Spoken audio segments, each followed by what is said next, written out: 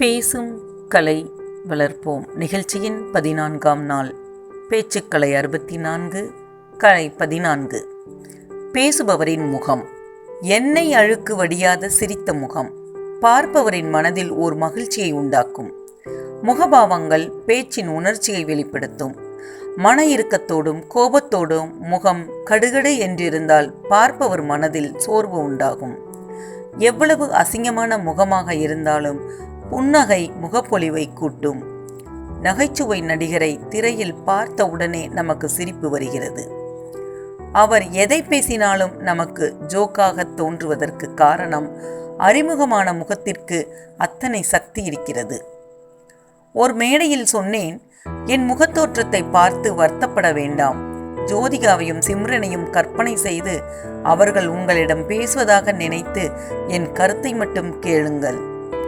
பேசுபவரின் முகம் மட்டுமல்ல, கேட்பவர் முகமும் மலர்ந்திருக்க வேண்டும்.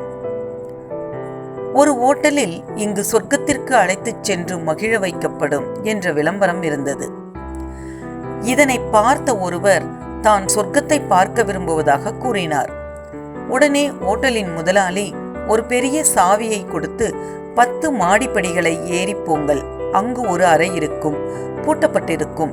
இந்த சாவியை கொண்டு திறந்து சொர்க்கத்துக்குள் செல்லுங்கள் என்று கூறினார். மிகவும் குண்டான அவர் மகிழ்ச்சியுடன் 10 மாடியையும் மூச்சிறைக்க ஏறிவிட்டார்.